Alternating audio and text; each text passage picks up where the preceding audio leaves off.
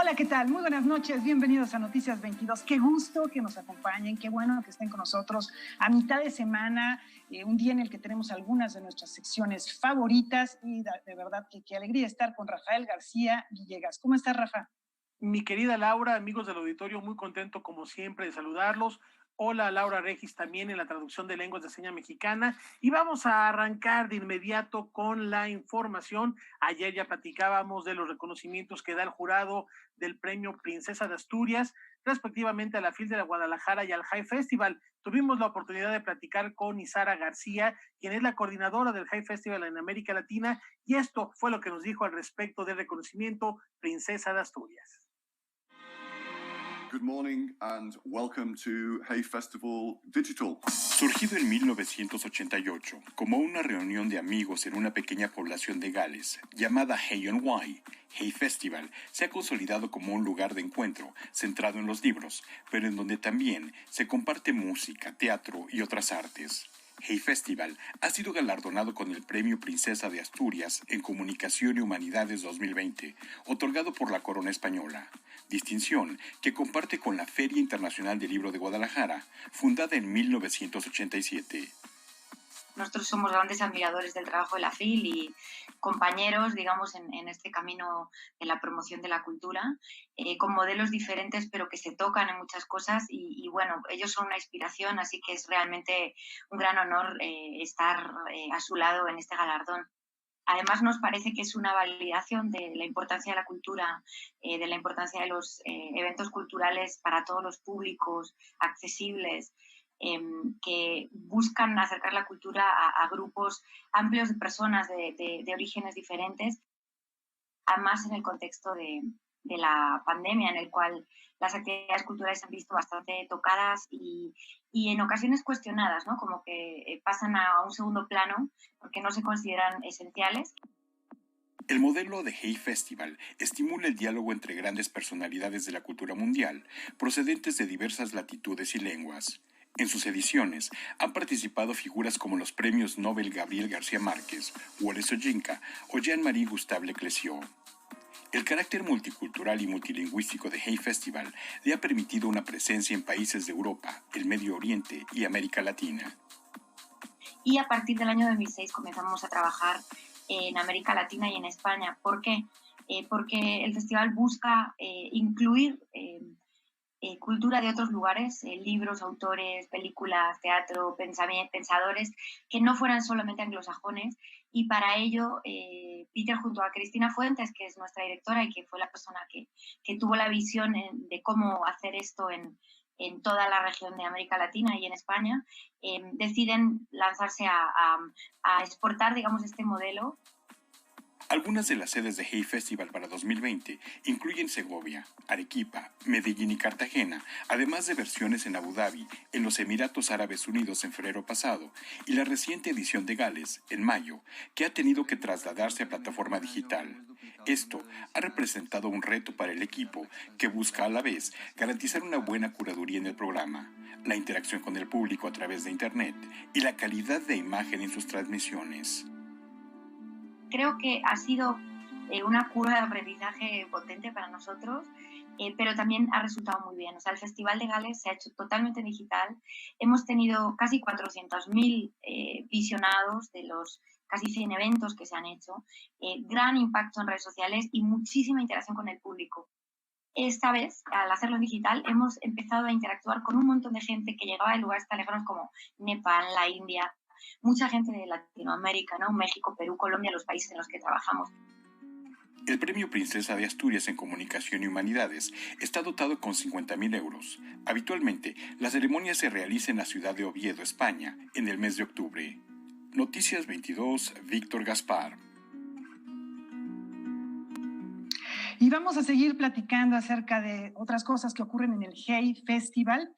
Un mundo después del COVID-19 es el tema que abordó la socióloga y escritora Saskia Sassen. ¿Cómo hacer más habitable este planeta en el que hay otras formas de existencia, otras formas de vida? Vamos a ver qué dijo.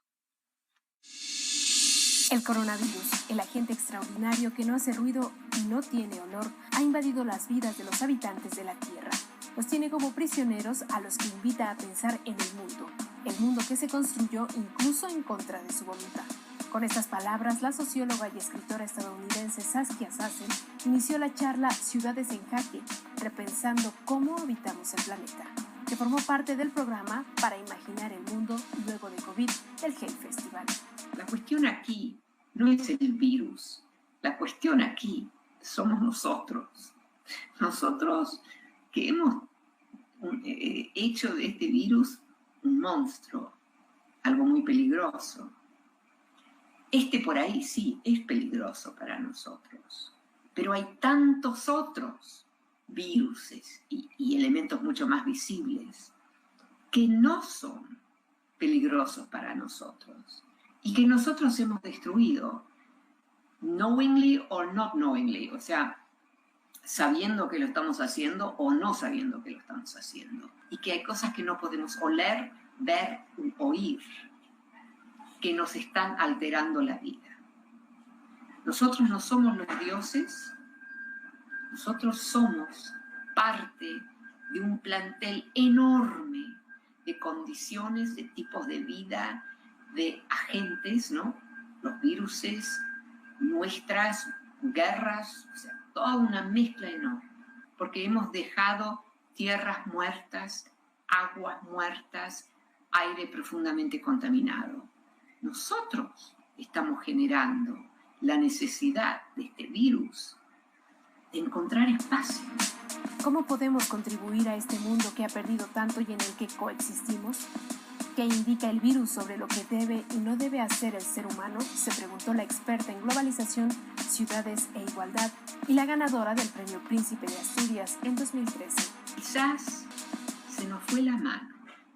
Y que quizás en vez de seguir expandiendo nuestras construcciones, casas más grandes, más de lujo, con más grandes jardines, tenemos que empezar a pensar, digamos, como piensan los holandeses. Ellos han tenido que confrontar el hecho, aquí no podemos simplemente usar la tierra, usar el agua, no. Vamos a tener que nosotros hacer el trabajo duro de ver modalidades. Y lo han logrado. El hecho de ser el mayor exportador de verdes, todo lo que es verde, del mundo, ese país chiquito, ¿cómo hicieron? Las vacas, ¿cómo hacen para tener tantas vacas que producen tanta leche? Eso es respetar las tierras. Y respetando las tierras y todo lo que inhabits, ¿no? Lo que habita en esas tierras, nos lo tenemos que tomar muy, muy en serio.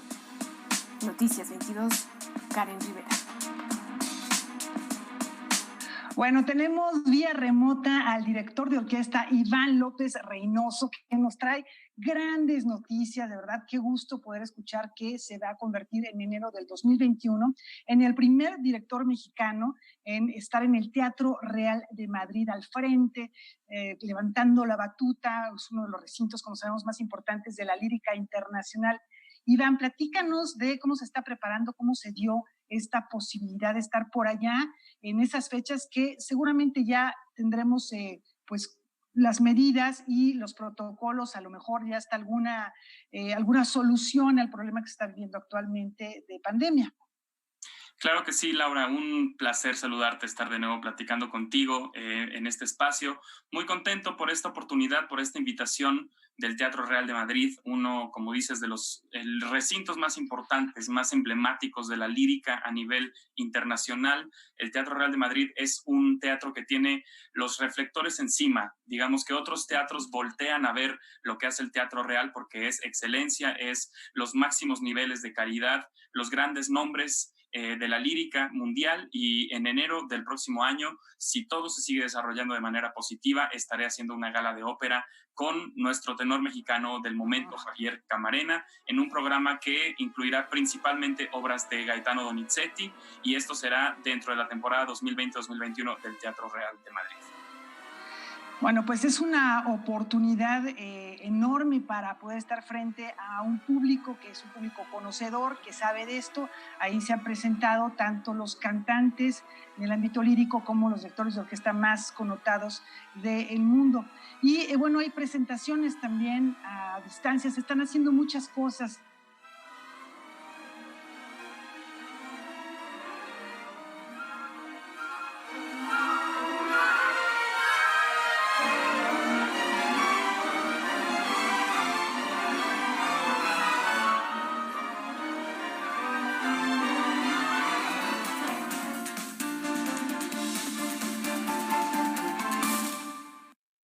reflexión de cómo el arte puede generar alternativas y crear puentes de comunicación en nuestro entorno. Lo que hago porque a mí me interesa y me gusta, y ya el resultado que viene después o que pase se va acomodando solito, ¿no?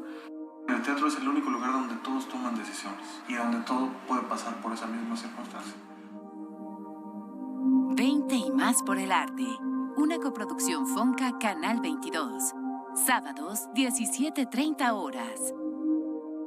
En México está creciendo la esperanza, un movimiento que se vuelve cada día más grande con la honestidad, las propuestas y la alegría de nuestra gente. Estamos unidos y eso nos hace más fuertes para transformar lo que parecía imposible cambiar. En cada ciudad, en todas las regiones, somos más los mexicanos con Morena, y contigo seremos la mayoría que va a comenzar un nuevo capítulo en la historia de México. Vente a Morena, la esperanza de México. Juntos haremos historia. Una entrevista de Silvia Lemus al artista plástico Manuel Felgueres es el gran maestro. Y mi profesión es la escultura y la pintura. Nosotros como generación no teníamos nadie la menor idea de que estábamos rompiendo con nada. Una capa de negro y tiene una capa de azul y al final otra capa de rojo.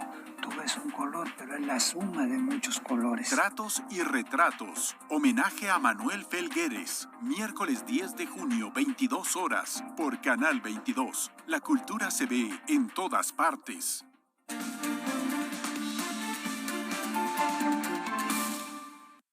Estamos platicando con Iván López Reynoso. Tuvimos por ahí una desconexión de la red. Iván, ya nos habías platicado acerca de la presentación en 2021 con Javier Camarena, un programa de Donizetti en el Teatro Real de Madrid.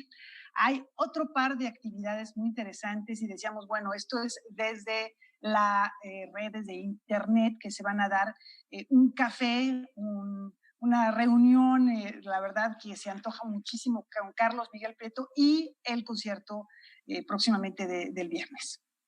Así es, son dos actividades para esta semana. Para mañana, jueves a las 12:30 horas, en mi cuenta de Instagram estaré platicando con el gran director de orquesta mexicano, querido colega y amigo Carlos Miguel Prieto, una de las batutas mexicanas más importantes a nivel internacional, con una carrera muy sólida, muy activa, con las orquestas más importantes. Esto es mañana, jueves a las 12:30 horas, por mi cuenta de Instagram. Estaré platicando con él de su carrera, de sus gustos, de su música, de los compositores que lo han marcado, de su trayectoria.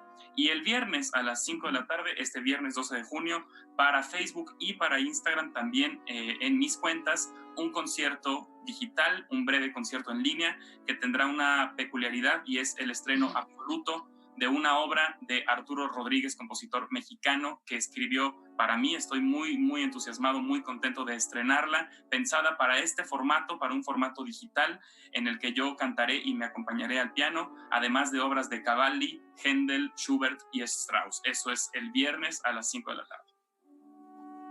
No, pues suena sensacional. Vamos a estar al pendiente de estas dos transmisiones y ya yo creo que gracias a nuestra corresponsal allá en Madrid, seguramente para enero nos conectaremos contigo vía presencial. Y finalmente, rápido, nada más para que nos digas si hay algún proyecto próximo con la Filarmónica de la UNAM como director asociado, o bueno, también eres director principal invitado de la Oviedo Filarmonía. ¿Por ahí hay algún proyecto que se esté desarrollando? Unos cuantos segundos. Estamos trabajando temporada, espero pronto tenerte noticias, regulando la salubridad y la higiene, que son lo primero. Pronto te tendré noticias, Laura. Bueno, pues muchísimas gracias a Iván López Reynoso para poder platicar acerca de esto que se va a ir desarrollando. Ya nos dijo cómo está. Y bueno, pues vamos ahora a platicar acerca de un comunicado que presentó la Secretaría de Cultura, en el cual hace comentarios, aclaraciones respecto a dudas que hay en torno al valor de la cultura y al papel que desempeñará esta actividad, como dicen ellos, sigue siendo central en la política nacional. En un comunicado, la Secretaría de Cultura ratifica que la cultura es el centro de la transformación social. Afirma que el proyecto del actual gobierno ha implicado cambios institucionales de carácter estructural que se han concentrado en las prioridades y acciones del sector. No se puede aspirar a hacer valer los derechos de la cultura si no se ha conformado un suelo más equitativo para creadores, artistas y audiencias. Tampoco se puede seguir trabajando con instituciones culturales desarticuladas, con estructuras poco eficientes y un esquema programático presupuestal inercial. Señala que la obligación es dejar instituciones fuertes, no sometidas a voluntades políticas ni personales y a la altura del patrimonio que representan y gestionan, así como de asegurar que los creadores y artistas de este país desarrollen su trabajo con plena libertad, sin ataduras políticas o mercantiles. Es la tarea fundamental de este gobierno, que ha reiterado su apoyo a la cultura de manera constante, responsable, dialogal y transparente. La emergencia sanitaria del COVID-19 ha puesto a las instituciones a pensar diferente.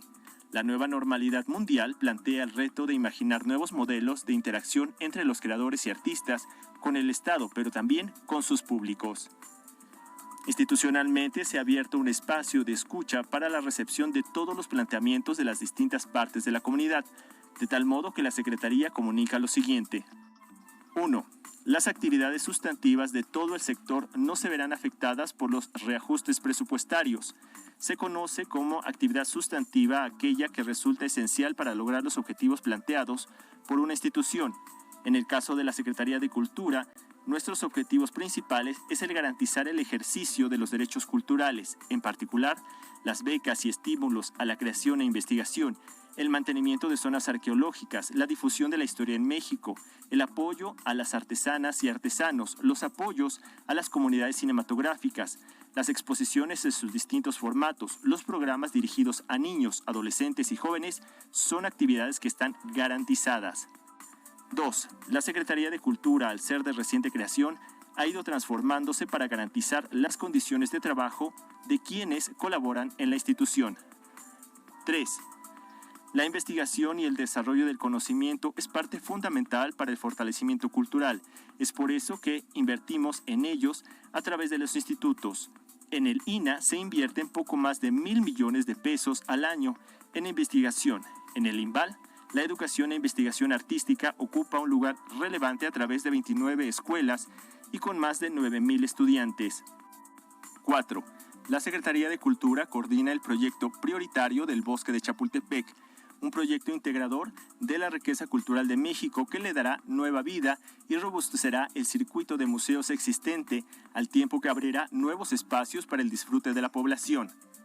Por último, la Secretaría de Cultura señala que, con el diálogo y construcción comprometida de la mano de las comunidades, se ha evidenciado durante esta pandemia que la cultura nos salva y nos une, nos da sentido de pertenencia, y que es el terreno fértil para la construcción de una sociedad más justa, democrática, incluyente e igualitaria.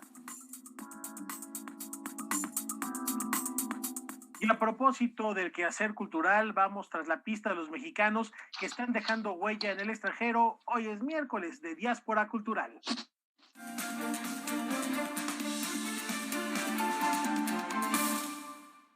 Efectivamente, miércoles, que decíamos al inicio del programa, en el que presentamos algunas de nuestras secciones preferidas y, por supuesto, hablar de lo que hacen los mexicanos con éxito, con valor, con inteligencia, con sensibilidad en el extranjero, pues es muy satisfactorio, y más, Edgardo, tratándose de una mujer que es una auténtica creadora interdisciplinaria o transdisciplinaria quizá, porque para ella las fronteras entre una expresión y la otra no existen, utiliza una gran cantidad de materiales, técnicas, formatos. Platícanos de Erika Harsch, por favor. Sí, en efecto, Laura, buenas noches. Si a la diáspora cultural mexicana la define en el cruce de fronteras, la artista visual mexicana establecida en Nueva York, Erika Harsch, es un ejemplo radical de ese temperamento por romper fronteras. Salió de México en 2001 y desde entonces, además de los Estados Unidos, ha vivido en Italia, en Alemania, en Brasil. Pero no solo ha roto las fronteras territoriales, sino que además su trabajo se define por su condición multidisciplinaria, como tú bien has dicho. Es decir, ha roto desde todos los ángulos posibles las fronteras de la creatividad en el arte.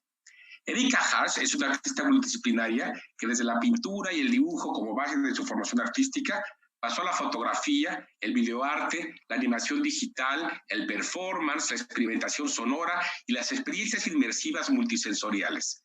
Un artista visual del siglo XXI con todos los sentidos de esta expresión. Vamos, antes de continuar, a ver una pieza, un fragmento de una pieza suya, una instalación sonora que se llama Room 35. Lo hizo en colaboración con la compositora italiana Paola Prestini y la chelista Maya Bracer. Vamos a ver apenas un pedazo. Es una experiencia inmersiva que se pierde un poco en la pantalla, pero al menos podremos compartir un poco de lo que hace Erika Harsch en la pantalla con nuestros televidentes. Vamos a verlo.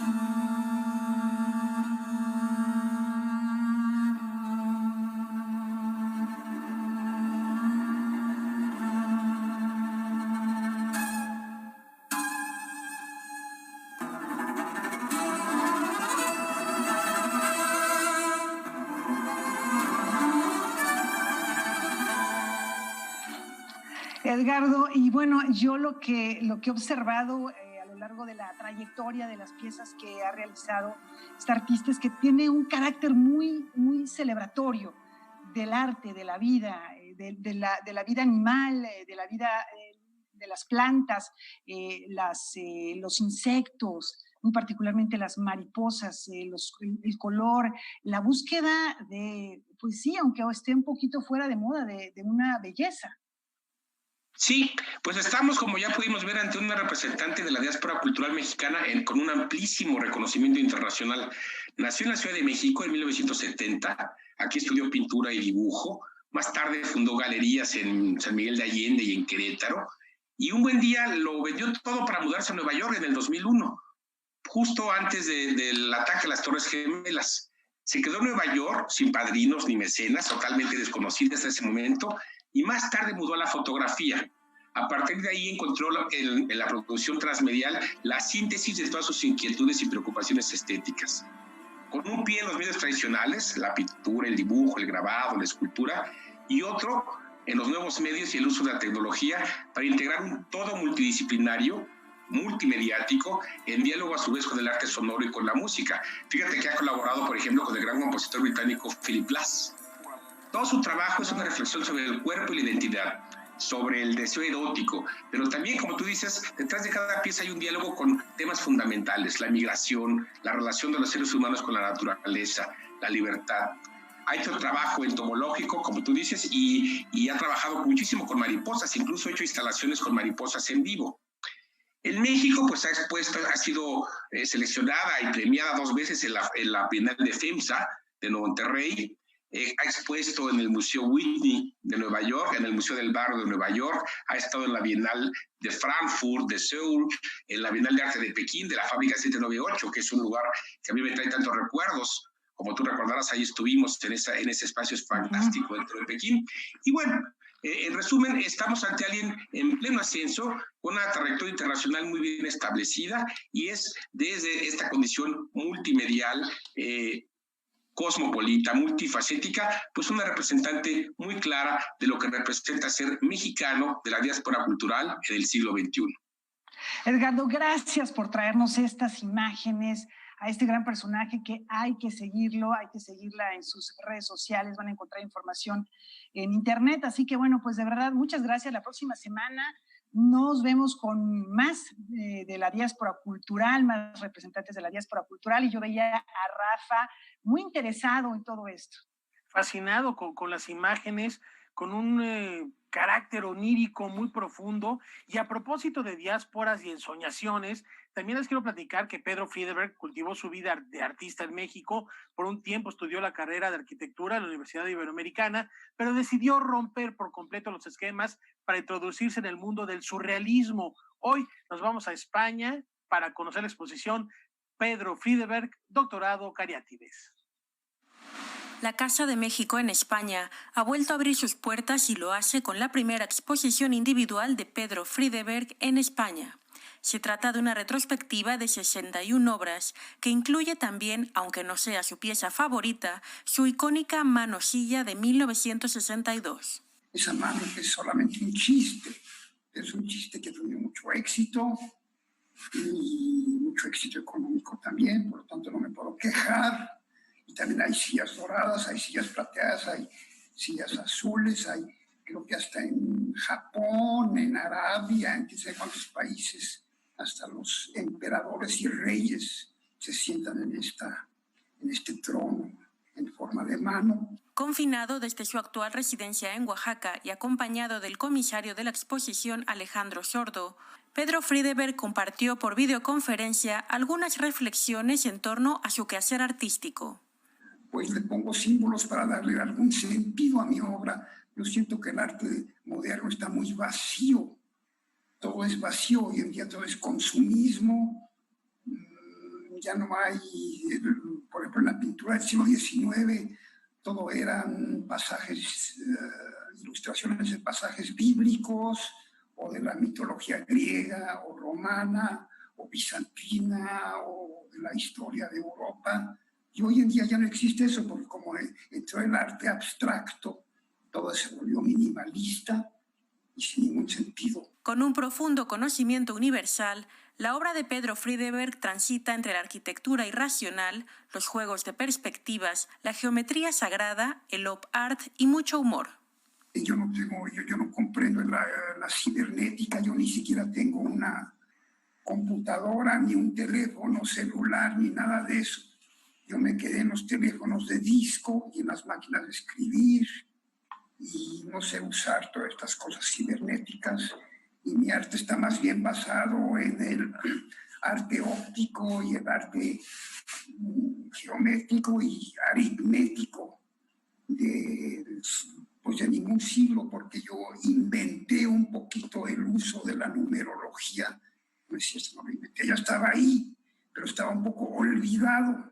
Además de la exposición Doctorado en Cariátides de Pedro Friedeberg, la Casa de México ha prolongado la exposición del mexicano Alfredo Castañeda, fallecido en Madrid hace 10 años. Se trata de La mano del maestro, que se inauguraría justo cuando comenzó el confinamiento. Su característica principal es que se toma a él mismo como sujeto.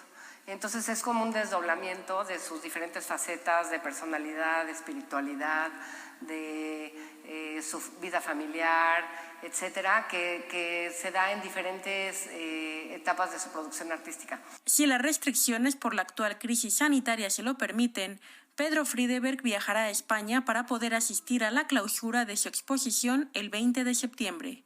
Para Canal 22, desde Madrid, España, Francina Islas, corresponsal. Tenemos una pausa antes, una recomendación. Quédense al término de Noticias 22. Kimberly Armengol va a hablar sobre un tema importantísimo, repercusiones del COVID en el ámbito empresarial. Recibe como invitados a Javier Treviño, vocero del Consejo Coordinador Empresarial, y a Nelson Vargas, quien es promotor de los deportes y empresario. Ya lo saben, a las 9 de la noche.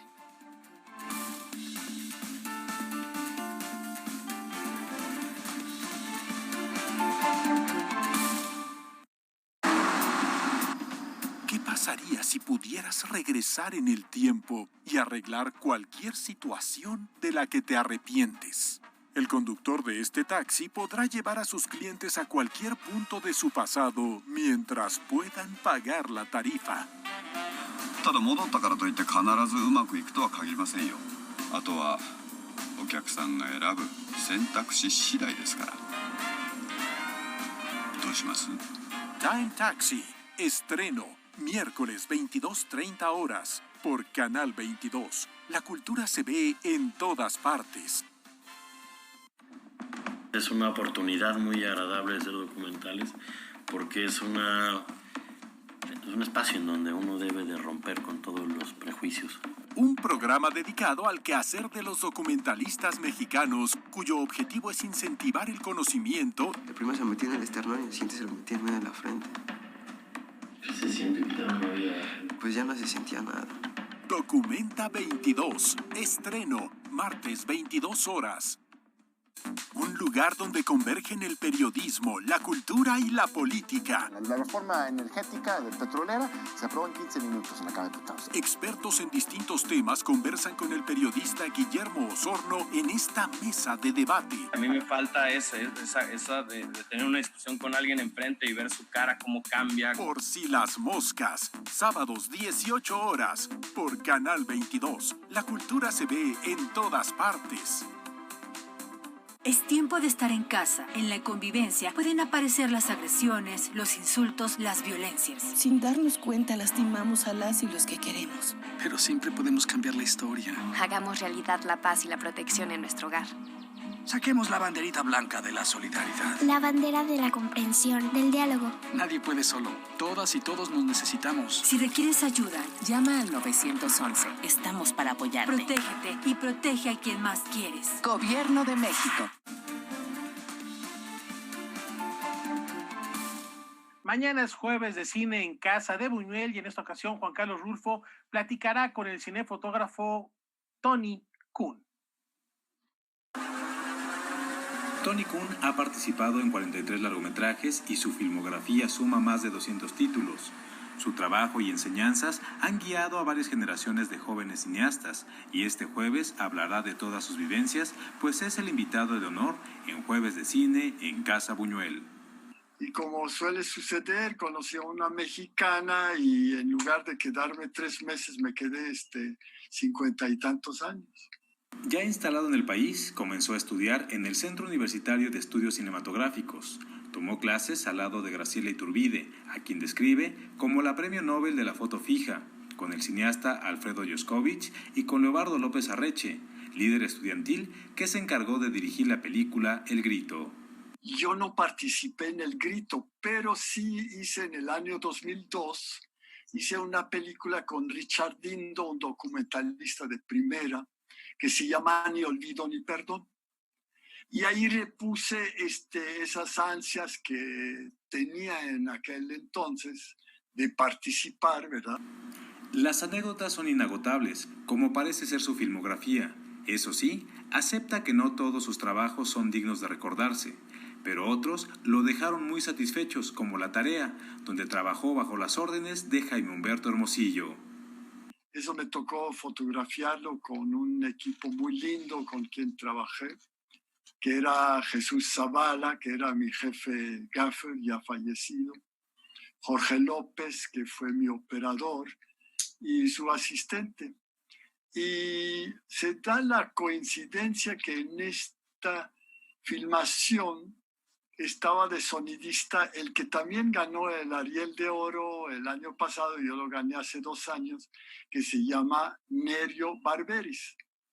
Su faceta como fotógrafo es donde realmente ha explotado su visión de autor. Su más reciente libro es La noción del tiempo. El cine es un trabajo muy complicado y la fotografía es un trabajo individual. ¿Qué es la diferencia? En la cinefotografía yo estoy prestando mis servicios, conocimientos técnicos, creativos y tal vez también de trato humano a un equipo, a un director. Y trato de encontrar la imagen que requiere su historia. Y cuando soy fotógrafo tengo una libertad total y entonces ahí soy autor.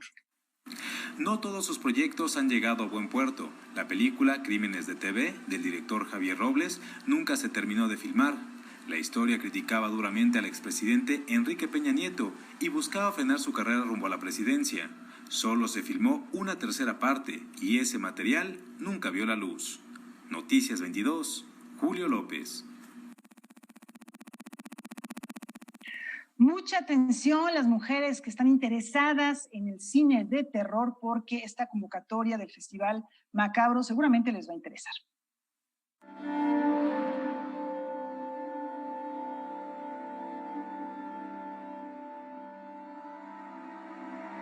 Macabro, el Festival Internacional de Cine de Horror de la Ciudad de México, lanza la primera convocatoria de coproducción de cortometraje de horror dirigido por mujeres. Macabro Coven es un nuevo espacio que busca dar visibilidad al trabajo de directoras, productoras, guionistas, actrices, técnicas, promotoras, gestoras, escritoras y creativas que desarrollan su labor en torno al cine de terror. Lo que nosotros vemos es que cada vez hay más interés, han ido ganando este espacio de una forma natural y creemos que pues lo que podría funcionar para que haya todavía más producción de mujeres es darles elementos, ¿no? Y darles herramientas, y de eso se trata justamente el Macabro Joven. La iniciativa ha sido bien recibida.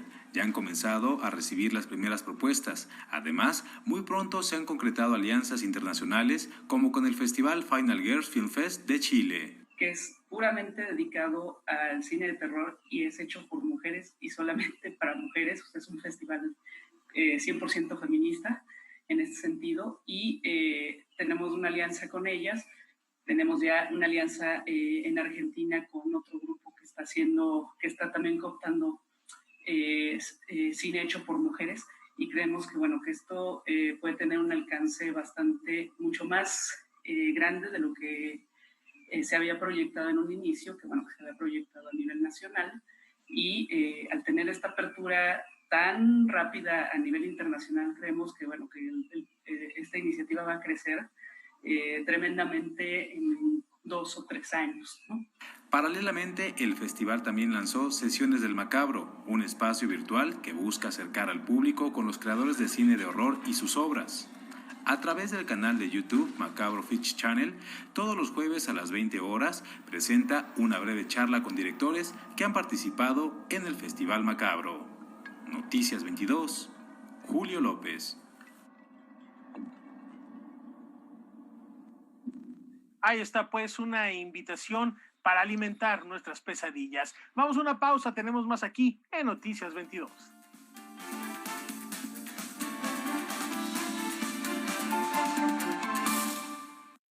Artistas, directores, empresarios, políticos, cantantes, compositores, entre otras figuras públicas, comparten facetas poco conocidas de sus vidas. Es una etapa de la realidad de México. ¿Cuánto gana un diputado? ¿Qué sitios son los que están publicando eso? Yo diría que las noticias falsas no distinguen niveles de educación. Cuéntenme algunas historias. Hernán Gómez presenta Sin Azúcar, domingos 22 horas. Una entrevista de Silvia Lemus al artista plástico Manuel Felgueres es el gran maestro. Y mi profesión es la escultura y la pintura. Nosotros como generación no teníamos nadie la menor idea de que estábamos rompiendo con nada. Una capa de negro y tiene una capa de azul y al final otra capa de rojo. Tú ves un color, pero es la suma de muchos colores. Tratos y retratos. Homenaje a Manuel Felgueres. Miércoles 10 de junio, 22 horas, por Canal 22. La cultura se ve en todas partes. Aquí encontrarás un periodismo libre y crítico, donde la caricatura es el recurso plástico para entender el México que nos toca vivir día a día de la mano de Cintia, Helguera, Hernández, Rapé, El Fisgón y Patricio. Ale, ¿cómo estás? Dinero público que le llegaba a sus empresas. El Chamuco TV y Los Hijos del Averno. Nuevos capítulos, domingos 20-30 horas. Hola, ¿qué tal? Muy buena noche. Los espero hoy en Debate 22. Ya lo saben, punto de las 9 de la noche. Vamos a ver qué nos tiene que decir el Consejo Coordinador Empresarial y qué nos tiene que decir también la Asociación de Gimnasios y Clubes. Nos vemos a las 9. Debate 22 con Kimberly Armengol. Estreno. Continúan las protestas contra el racismo a lo largo y ancho del planeta, pero no hay que perder de vista que se viven situaciones difíciles, tanto por la pandemia del coronavirus, como también, en caso particular de Reino Unido, cuestiones sociales y políticas como el Brexit. Hoy es miércoles de Visión Global. Vamos con la doctora Eliana Rodríguez Santibáñez.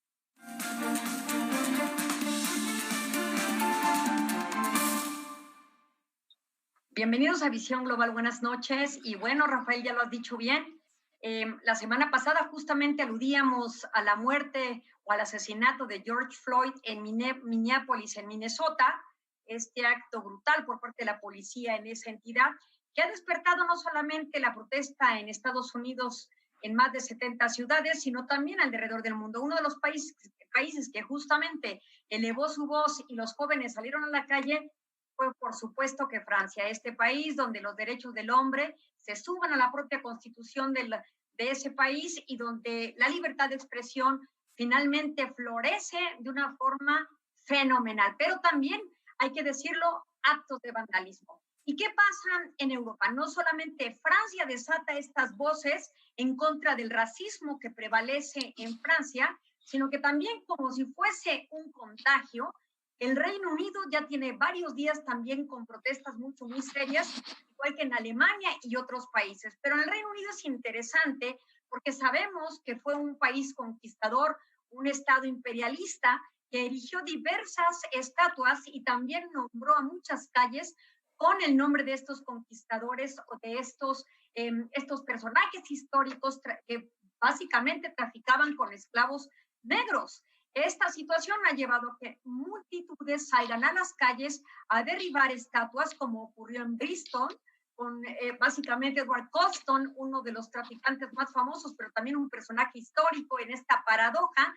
Es tirada la estatua a un río y se suscitan diversas voces, tanto que en los últimos días también se arremetió en Londres contra una estatua del emblemático líder Winston Churchill, a quien también acusaron de racista. Este es un poco el tema que estamos observando en las ciudades europeas, pero que nos lleva a muchas construcciones sociológicas y políticas que nacen en este marco de la pandemia del COVID-19, donde hay un encierro, hay una contención, políticas de mitigación, el Reino Unido con cifras tremendas en contagios y decesos, y sin embargo, esta es la mecha que hace que salga la gente a las calles a reclamar justamente la igualdad ciudadana sin distinción de razas, empezando porque los propios indicadores demográficos, el propio censo en muchos países, una de las preguntas es a qué grupo étnico perteneces, a qué estado o país, y también, por supuesto, la nacionalidad, porque también esta puede cambiar, pero el estado de nacimiento no, y si hay un vínculo étnico o algún tipo de lengua étnica que aluda a que se proviene de algún tipo de estos grupos, saber también el Estado para fines estadísticos, políticos y culturales y educativos, cómo va a asimilar a estos grupos. Pero lo que estamos observando en la práctica es que esta asimilación de estos grupos no ha sido a plenitud. Así ha quedado demostrado cuando la enmienda número 14 de los Estados Unidos sigue cumpliéndose en términos de lo que es la igualdad ciudadana, dividiendo a las poblaciones y, por supuesto, afectando a las minorías, en este caso de afroamericanos. Entonces, este es un tema importante, pero también dentro de las protestas hay que observar el tema de los encargados de hacer cumplir el orden, lo que nosotros conocemos como la policía, o en Chile como carabineros, o en el Reino Unido como los famosos bobbies. Y en ese sentido, estos grupos policíacos, algunos se han excedido en el uso de la fuerza para contener la protesta, porque hay que decirlo, también en la protesta lo hemos observado, Rafael, se detona vandalismo, entonces también la policía argumenta este tipo de incidentes para tratar de contener a estos grupos violentos, pero también lo que queda al descubierto es la falta de una regulación en el uso de la fuerza, porque una cosa es que los cuerpos de seguridad o la policía prevenga este tipo de incidentes y otra es que teniendo la capacidad del nicho de la fuerza, de la violencia, la utilice en contra de los ciudadanos.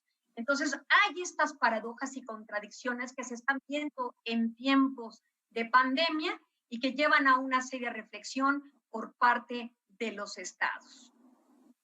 Esto es muy importante que lo que comentas, mi querida Ileana, porque sí, no son tiempos fáciles los que se vive en ninguna circunstancia. Ya marca los distintos niveles, desde el nivel de la pandemia, pero fundamental, ¿dónde está el límite de la fuerza? ¿Dónde está el límite de la represión y de la manifestación para que no se convierta en acto vandálico, que es algo que se debe analizar desde la perspectiva de cualquier gobierno y hoy más que nunca, y sería formidable en esta utopía de regresar a nuevas normalidades, quitar ese renglón de etnia a la hora de identificarnos como seres humanos y que sea un genérico absoluto.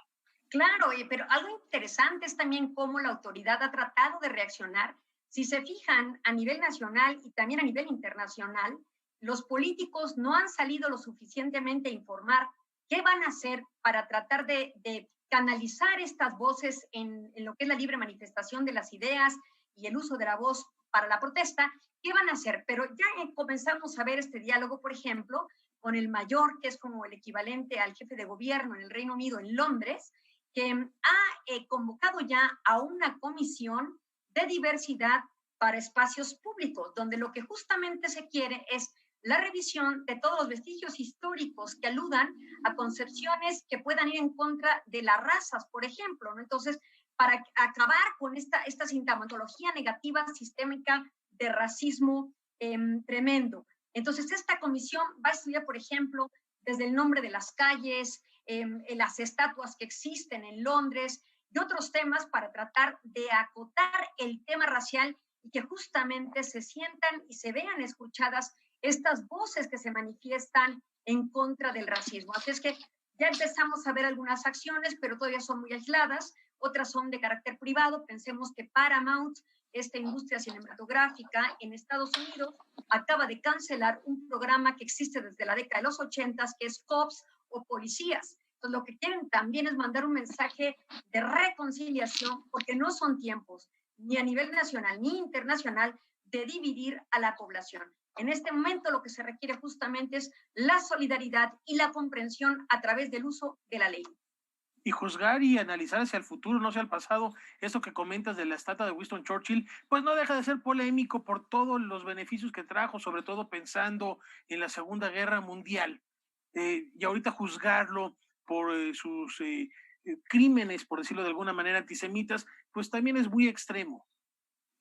Sí, sin duda. Todo proceso histórico obedece a un tiempo y circunstancia que ya no podemos negar, pero lo que también debemos hacer es considerar no generar un fetichismo en términos históricos, de rendir culto a este tipo de estatuas que ya no merecen ser celebradas ni homenajeadas, en aras de que también son nuevas generaciones y hay una nueva comprensión de la dimensión del ser humano a partir de la concepción de los derechos humanos. No por nada logramos en 1948 la Declaración Universal de los Derechos Humanos y que generó todas estas convenciones de derechos humanos a nivel regional y mundial. Entonces, creo que también son otros tiempos y tenemos que seguir avanzando.